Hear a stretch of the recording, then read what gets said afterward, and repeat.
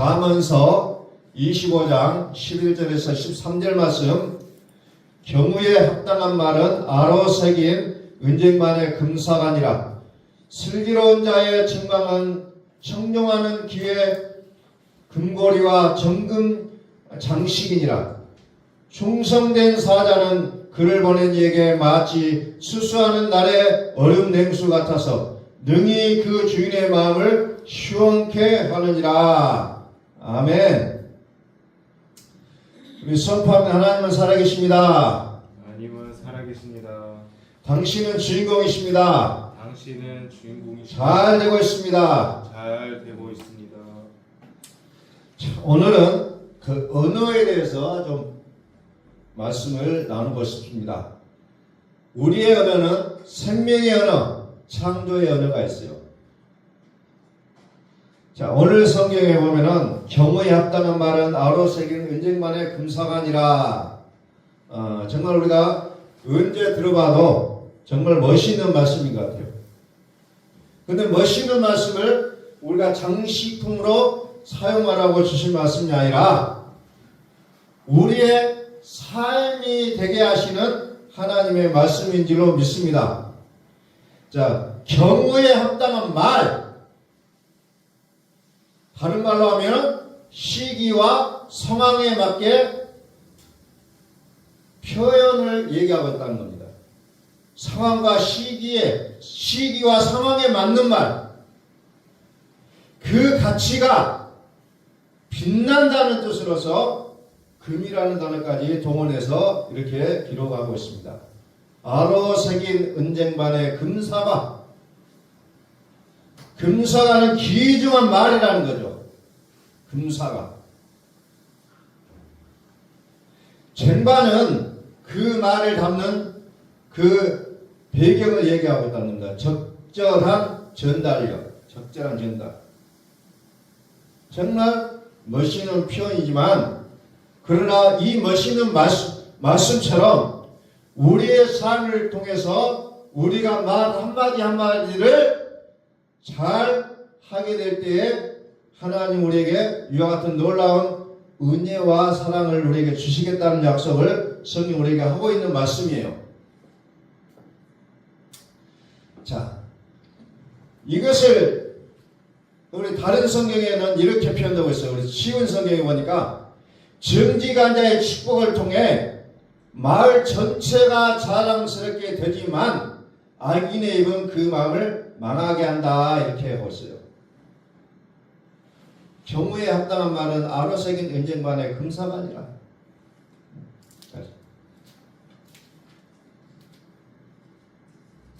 다시 합니다. 이 말은 무슨 말이냐? 경우에 합당한 말은 은쟁반에 놓여진 금사과와 같다. 이렇게 표현되고 있어요. 경우에 합당한 말은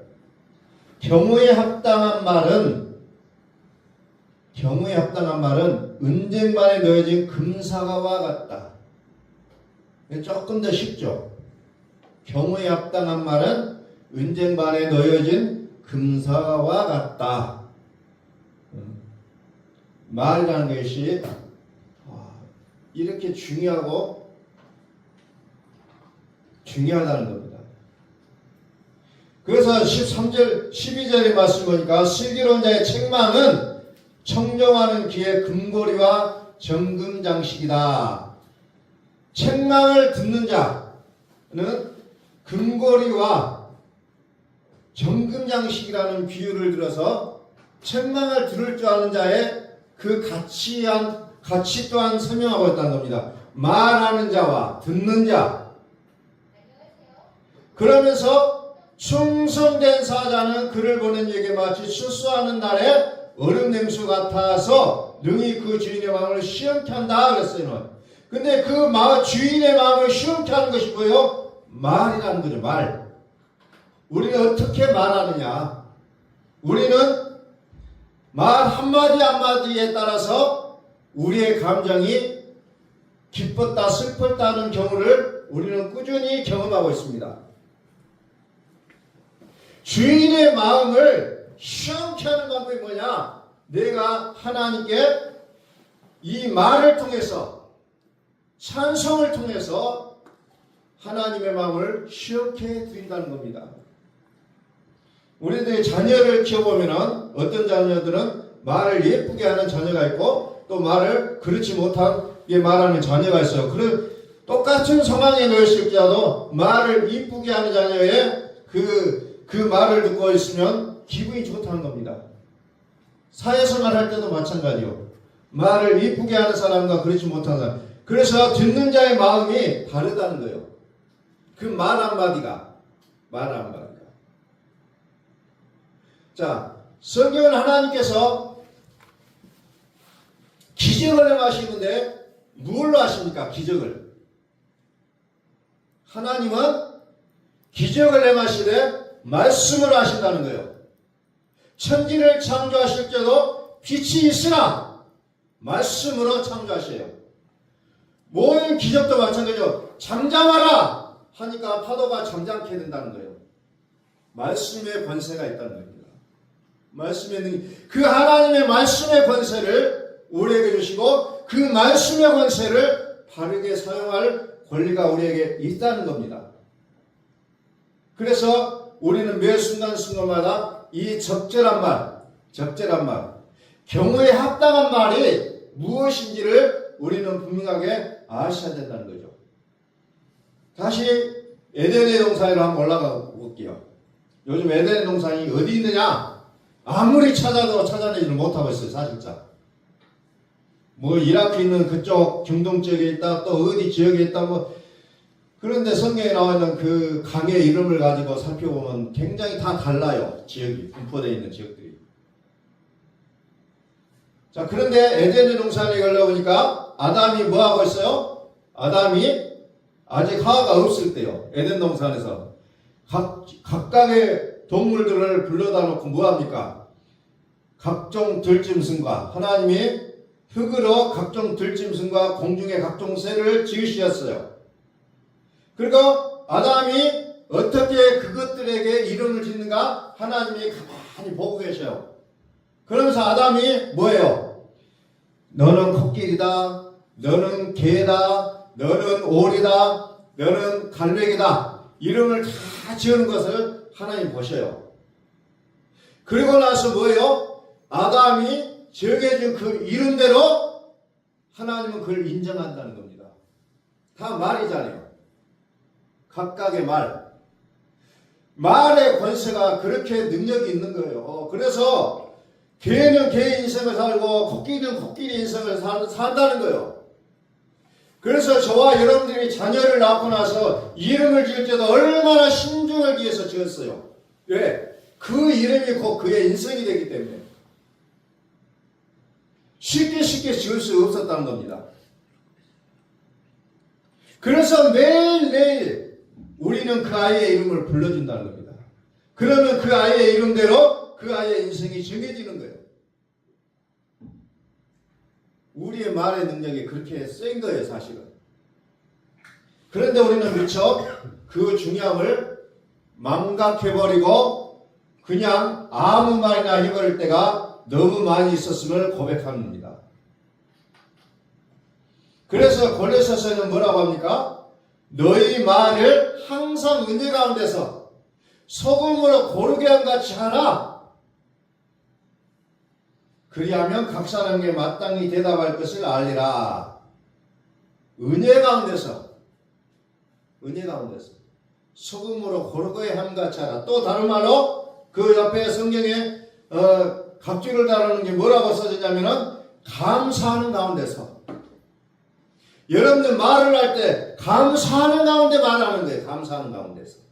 이것을 우리는 기억해야 돼요. 오늘 말할 때마다 신경질 나고 짜증이 날지라도 우리는 감사 가운데서 말하는 거예요. 감사 가운데서.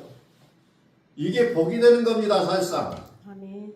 내가 어떻게 해야 하나님께 복을 받을 수 있습니까? 우리는 기도하고 말씀을 듣는데 성경은 뭐라 합니까? 감사하는 가운데 말하라. 감사하는 가운데 말하라. 그게 우리의 복이라는 겁니다. 이제 오늘 이 시간 우리가 하나님의 말씀을 들은 이후로부터서는 우리가 말할 때마다 때로는 들려오는 말이 우리의 마음을 상처 있게 하고 좀 마음에 그 아픔을 가져다주는 말이 들려올 줄 알고 우리는 감사 가운데서 말할 수 있는 그 은혜를 우리가 장착할 수 있기를 소원합니다. 아멘. 말할 때 감사한 가운데 말하면 내 말이 무기로 사용되지 않고 정말 평화의 도구로 사용될 수 있다는 거예요. 감사 가운데서 말하라는 겁니다. 감사 가운데서. 경우에 합당한 말은 은쟁반에 넣어진 금사와 같다는 겁니다. 지혜자의 책망은 들을 줄 아는 귀에 긴 귀걸이와 순금 목걸이 같다는 거죠. 말하는 자와 듣는 자. 나는 때로는 말하는 자가 될 때도 있고 내가 듣는 자의 경우에 서 있을 때가 있어요. 말하는 자는 은쟁반에 넣어진 금사와 같은 말을 해야 되고 우리는 누군가에서 책망을 들을 때에도 어떤 경고의 말을 들을 때도 어떤 말을 들을 때 그것을 들을 줄 알아야 된다는 거예요.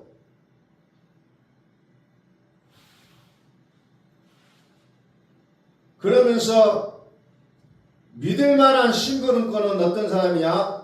보낸 주인에게 추수하여 땀 흘릴 때에 마시는 얼음물 같다. 그 주인의 마음을 시원하게 한다. 이렇게 성경은 참 너무나도 아름다운 언어를 사용하고 있다는 겁니다.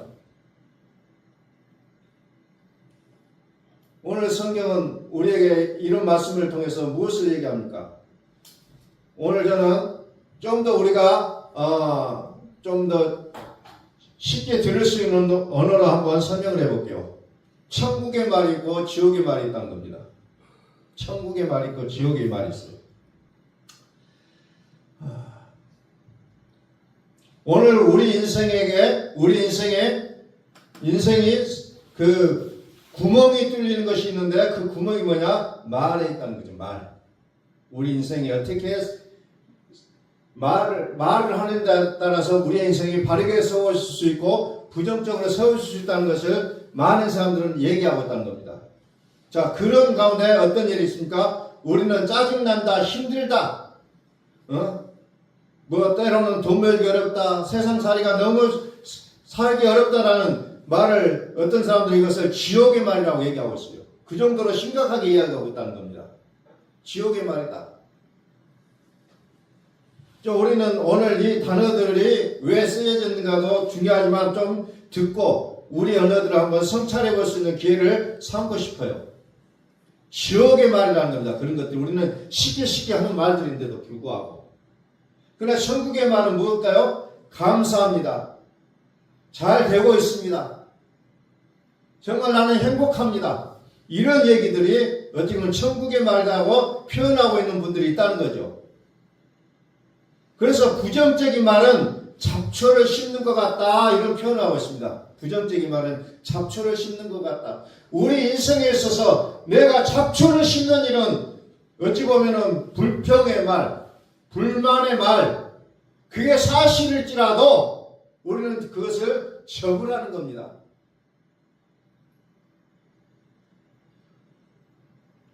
그것을 지옥의 말이라고 표현하는 사람들이 있어요. 지옥의 말이다. 또 그것을 우리는 그 반대적인 개념을 우리는 또 긍정적인 대화다 이렇게 얘기하잖아요. 긍정적인 말이다. 긍정적인 말은 긍정적인 에너지를 상대방에게 심어주잖아요. 정말 감사합니다. 당신은 참 멋진 사람입니다. 모든 것이 잘 되고 있습니다. 천국말.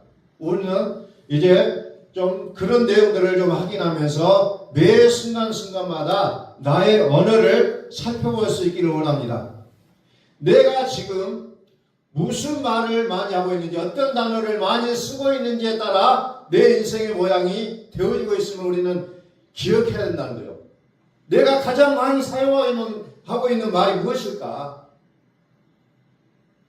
하루를 정리하면서 감사할 내용들을 찾고 또 내가 어떤 말을 가장 많이 썼는데 이제 내일부터서는 또 다른 더 좋은 말을 사용해야 될 것인가를 우리는 매 순간순간 우리는 좀 점검해 볼 필요가 있다는 겁니다.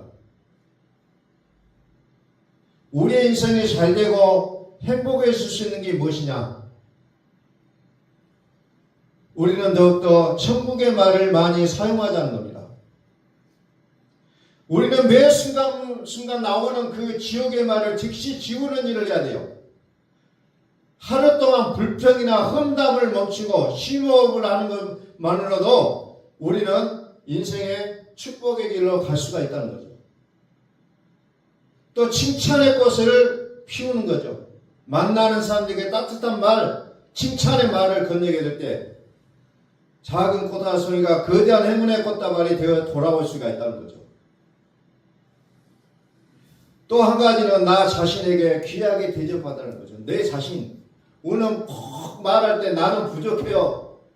나는 할 수 없어요. 겸손의 말인 것 같지만 그것이 내 인생을 매이게 한다면 그건 우리는 어떻게 해야 됩니까? 안 해야 된다는 거예요. 우리 한국에서는 그것을 미덕으로 생각해 왔어요. 저는 부족합니다. 심지어 죄송합니다마는 이런 표현도 하지 말라는 사람들이 많아요. 죄송합니다마는. 늘 자기 자신을 귀하게 여겨야 된다는 겁니다. 자기를 사랑같이 이웃을 사랑하라 했잖아요.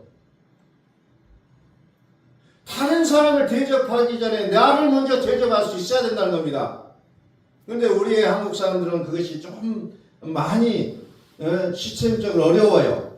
인생을 그런 모습으로 들어왔고 생활해 왔기 때문에 마치 그것을 겸손이라는 그런 단어로 묶어버렸다는 겁니다. 거울 속에 자신에게 오늘도 잘했다.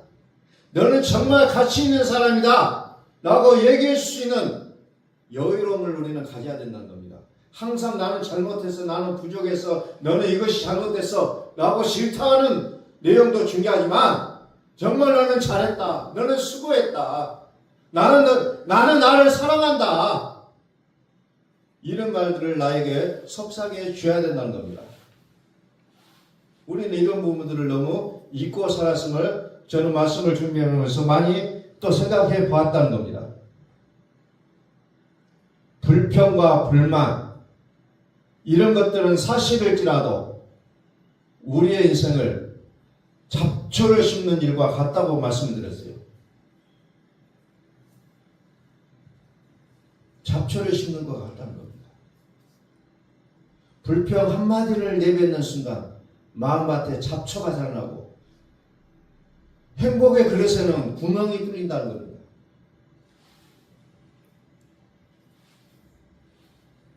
내가 하는 그 말 한마디, 그 말 한마디가 어떤 내용인가? 자, 예수님께서는 우리의 말에 대해서 이렇게 표현합니다. 마태복음 15장 16절 봅니다. 예수께서 가라사대 너희도 아직까지 깨달음이 없느냐? 입으로 들어가는 모든 것은 배로 들어가서 뒤로 내어 버려지는 줄을 알지 못하느냐? 입으로 들어가는 것은 다 뒤로 나온다는 거죠. 이게 일반적인 해석이잖아요. 입에서 나오는 것들은 어때요? 입으로 나온 것은 우리가 좋은 것으로 여기지 않잖아요. 어떤 것이 됐든 간에. 그래서 입에서 나오는 것들은 마음에서 나온다는 거죠. 마음에서. 그래서 이것이야말로 사람을 더럽게 한다 그랬어요. 그게 뭐예요? 말인 거죠. 말. 마음에서 나오는 것은 악한 생각, 살인과 간음과 음란과 도적질과 거짓증과 해방이 이런 것들이 사람을 더럽게 하는 것이요. 씻지 않은 손으로 먹는 것은 사람을 더럽게 하지 못하느니라. 바리새인들의 이중적인 삶을 지적하는 내용입니다. 그런데 내가 손 안 씻고 무엇을 했다고 해서 그것이 다른 사람을 더럽게 하지는 못하지만 그러나 너의 마음에서 나오는 이 더러운 이것들은 다른 사람까지도 더럽게 만든다라는 것을 이야기하고 있잖아요.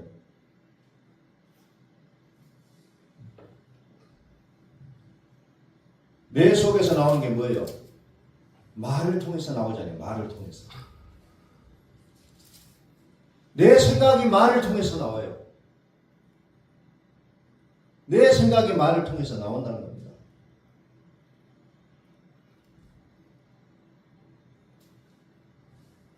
입으로 들어가는 것은 모두 뱃속으로 들어갔다가 결국 뒤로 나간다는 거죠. 그러나 입에서 나오는 것은 마음에서 나온다는 거예요. 마음에서. 그러니까 언어는 다 내 마음의 표현이라는 거예요. 내 마음의 표현. 그래서 내 언어를 아름답게 만드는 것도 어떻게 보면은 중요한 일이라는 겁니다. 거칠고 투박하는 말도 중요하지만 그러나 우리는 때때로 우리의 언어를 아름답게 정화시키는 일에도 우리는 좀 신경을 쓸 줄 알아야 된다는 거죠.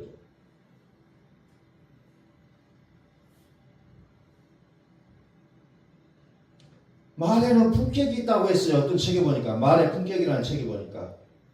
무심코 던진 한마디에 그 사람의 일품과 품성이 드러난다. 말은 자석과 같다는 거죠. 내가 하는 말대로 그대로 내 인생이 되어진다는 겁니다. 언행이 일치될 때 사람의 말과 행동은 강인한 생명력을 얻는다고 했어요. 그러니까 말에 힘이 있느냐 없느냐 삶이 그것을 얘기해 주고 있다는 거예요. 삶이. 그냥 언어만 남발해서 되어지는 건 아니라는 거죠. 그의 인생이 나온다는 겁니다. 말을 통해서.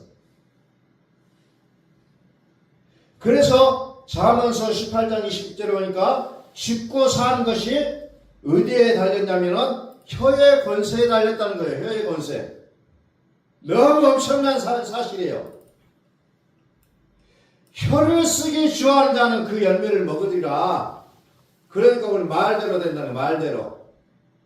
내가 축복의 말을 하면 축복이 되어지고 악한 말을 하면 악의 열매가 맺을 수밖에 없다는 거예요.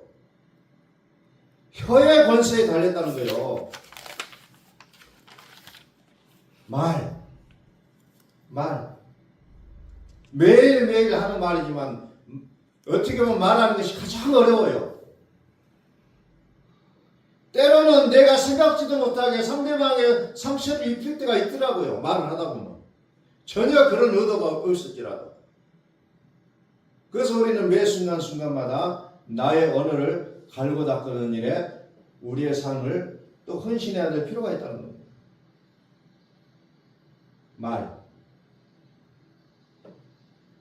말이 너무너무 중요해요. 교회 생활도 말의 중요성, 일반 사회생활을 할 때도 말의 중요성, 특별히 가정에서 이 말이라는 것이 너무너무 중요하다는 것을 우리는 매 순간순간마다 우리는 깨닫고 있는 삶을 살아가고 있다는 겁니다. 매 순간순간.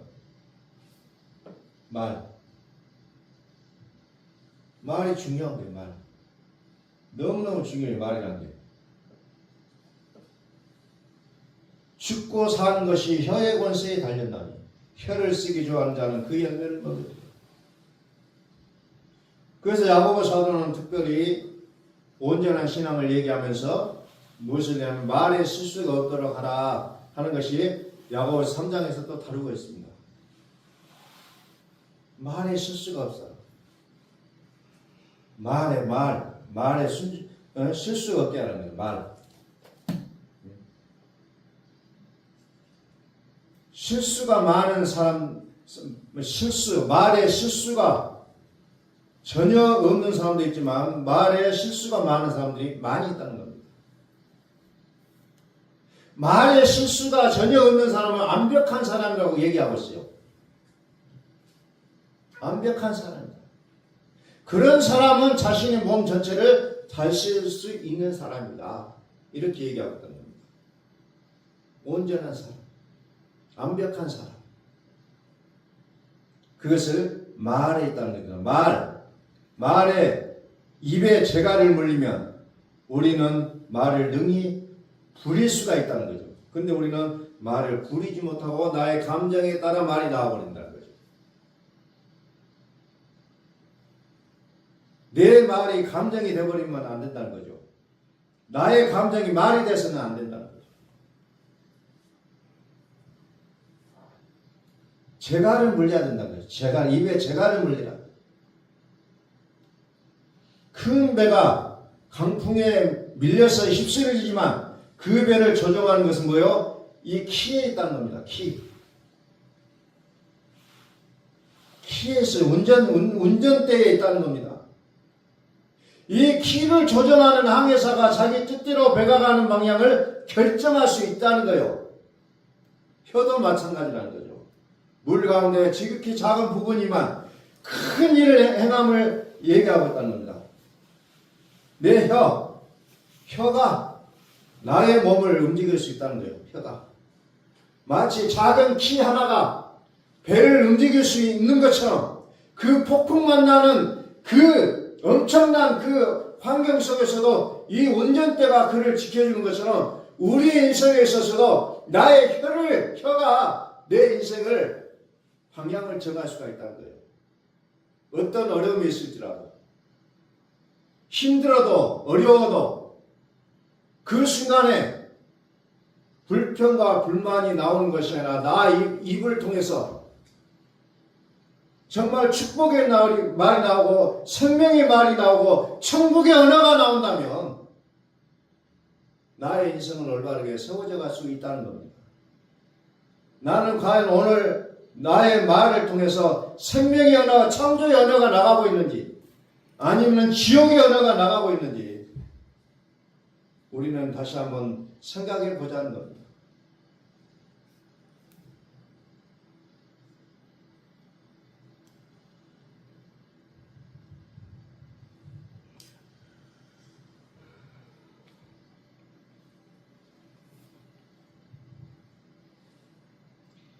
혀,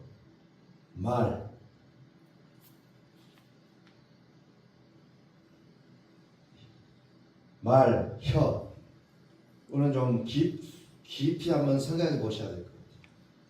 나의 언어는 어떤 모양으로 짜여져 있는지. 나의 언어가 곧 나의 인생임을 우리는 기억하셔야 됩니다. 내가 가장 많이 쓰고 있는 그 언어대로 나의 인생이 설계되지 못한 거예요.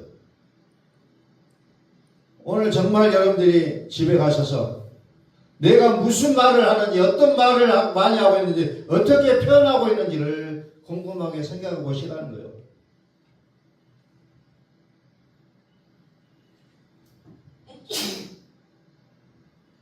나의 입술을 통해서, 나의 혀를 통해서 생명의 언어, 천국의 언어, 창조의 언어가 나가고 있는지, 아니면 나의 언어를 통해서 사망과 저주의 언어가 나가고 있는지 우리는 한번 돌이켜 보기를 원합니다. 그래서 나를 통해서, 나의 말을 통해서 사람을 세우고 인생을 세워줄 수 있는 그런 아담의 그 엄청난 그 능력이, 창조의 능력이 우리에게도 그대로 이제 전달되어지는 우리의 아름다운 언어, 천국의 언어가 될 수 있기를 예수 그리스도의 이름으로 축복합니다. 기도하겠습니다.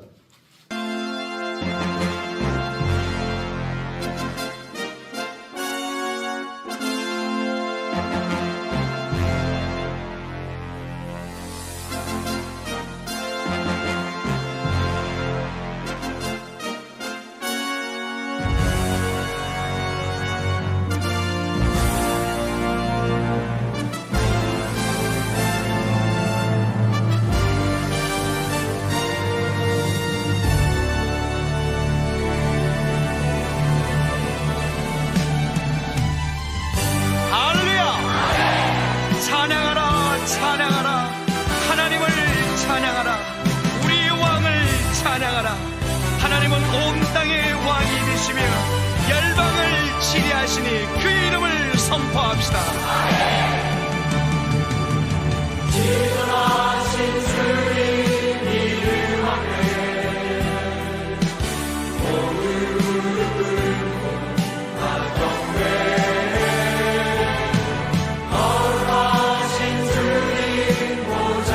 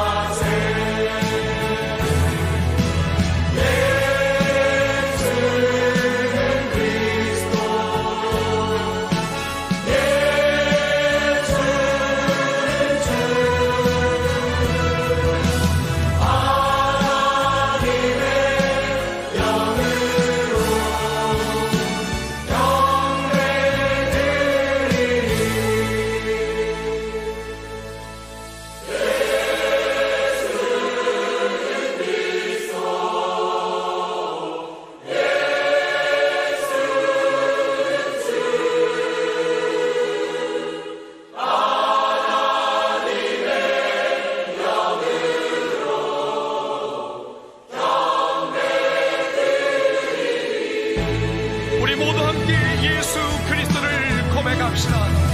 예수는 그리스도, 살아계신 하나님. 예수는